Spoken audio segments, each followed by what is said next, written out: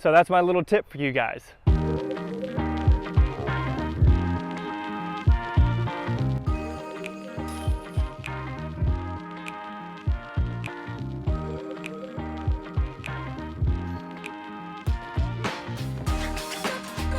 What's up, guys? Welcome back to another episode of Disc Golf. We've got the last 9 holes here. I jumped around during this round, as you guys will have seen in the first episode, because there were some people that were throwing multiple shots, and I just wanted to get on playing. So I played the first 2, then jumped over to the last, to the back 9, and then played through.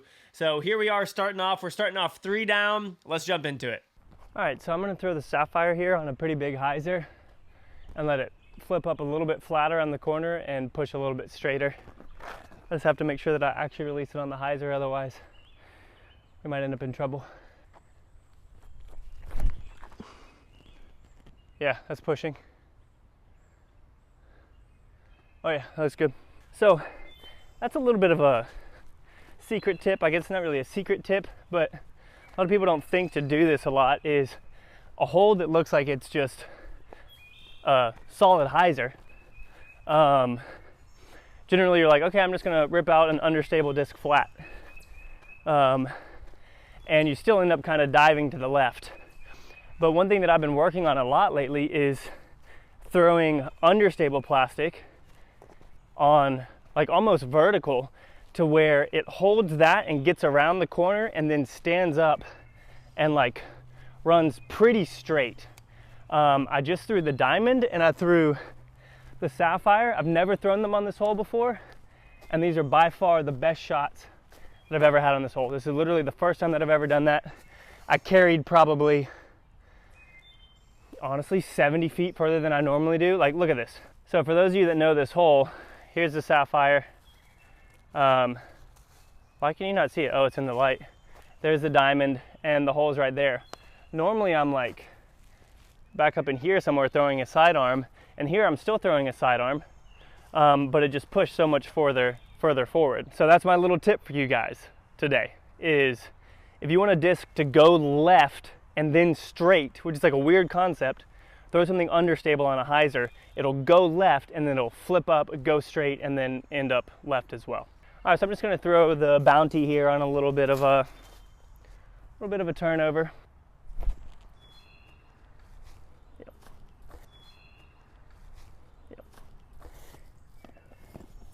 All right, so still left a little bit to be desired there with that Bounty shot. Wasn't as understable as I thought it was gonna be. Nice, that's a solid birdie though. That's a solid birdie. All right, so 300 feet here. I'm gonna throw my Raider kind of soft on a little bit of a flex line and have it skip down towards the basket.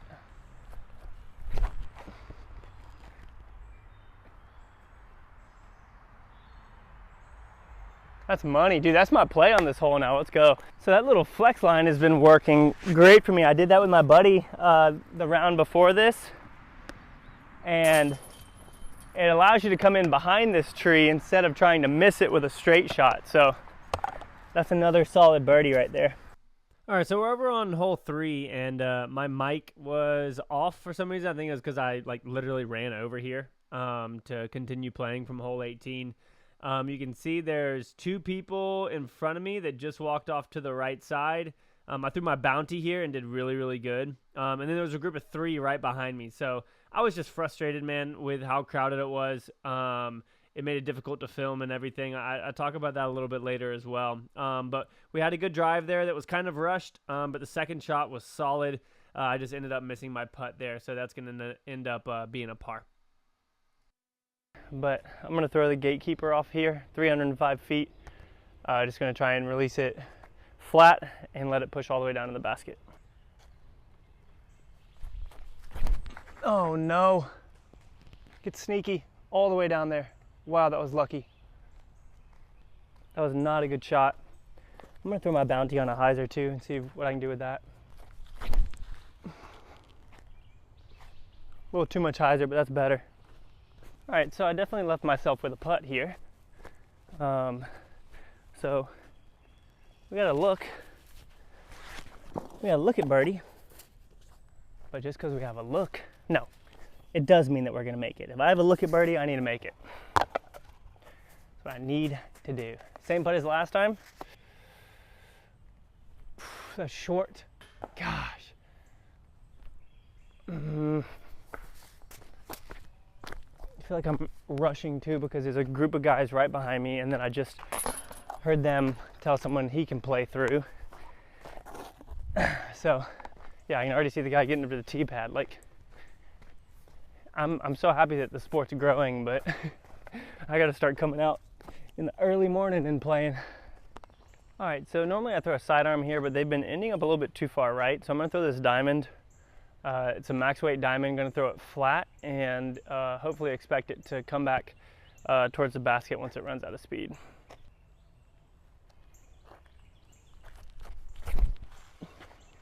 Just miss that tree, please.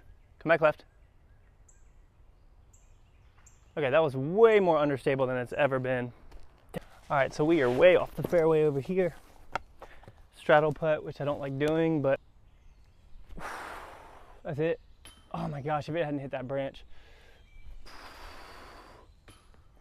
Hit the branch again, both times, dang, and got miserable rollaways both times. That's kind of crazy. It is a Wednesday before lunch, and there's literally 700 people on this course right now. Again, very happy that the sport's growing, but this makes it really difficult for me to record.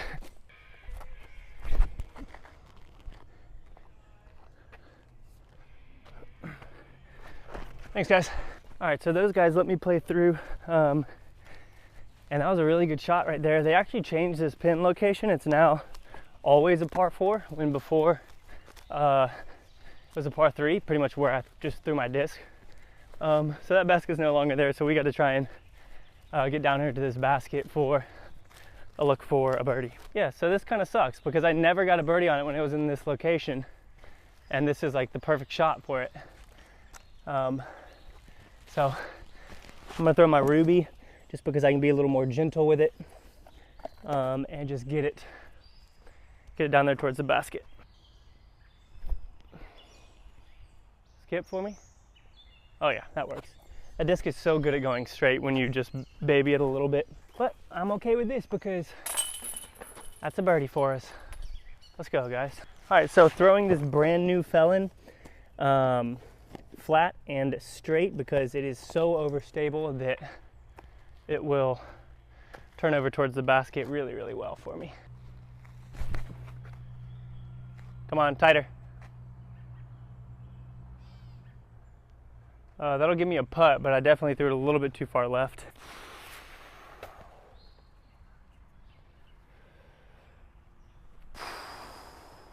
Let's go. That's a big birdie. We needed that one. I think we're 7 down now, which I'm pretty happy with out here, honestly. All right, 7 down. 2 holes coming up that I've birdied before. Gonna throw the justice on this one and just try and give ourselves a look at the basket. The justice is perfect for this because I can throw it out straight and then it ends up diving down to the left. So perfect disc for this hole. If I don't hit that tree, give me a big skip. Okay, I did not deserve that. I don't think I've ever hit that tree. I cannot believe that outcome. I barely hit it. Seriously, this outcome is hilarious, guys. Like, what? It wasn't a bad throw. My aim was just off by an inch. And so when it hit the tree, that was almost not a good putt. When I hit the tree, it pushed it forward and rolled it more. So whatever, man. Take them when you can get them, right? 8 down now. So normally I throw my Sampo on this hole, but I'm actually going to try and throw the Bounty sidearm and see if we can make that work because it's only 210 feet. So yeah, I've never thrown this on this hole, so we'll see what sort of outcome we can get.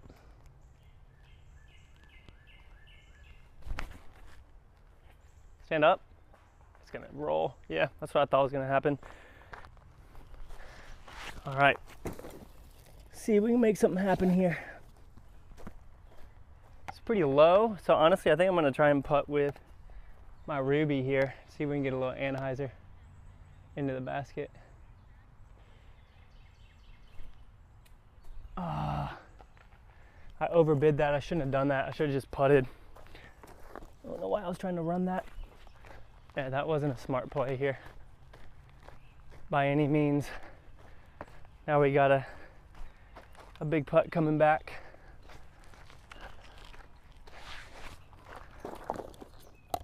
But that's okay.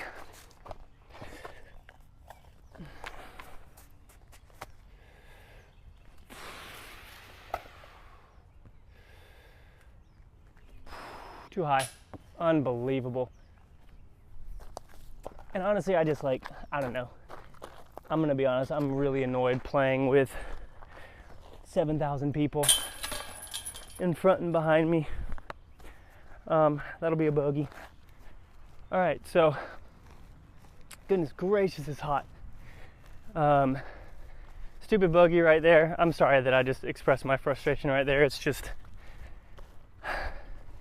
I guess I just need to come and film earlier when people aren't out here playing, because literally there were at least 2 people on every single hole for like 9 holes.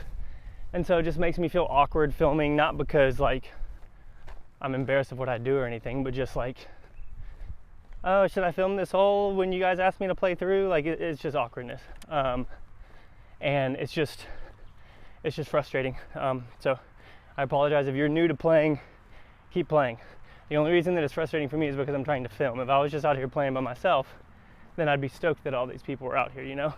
But yeah, so 8 down, honestly, really, really good with how hot it is and with how many people are out here. So pretty happy with that. I will see you guys in the next one.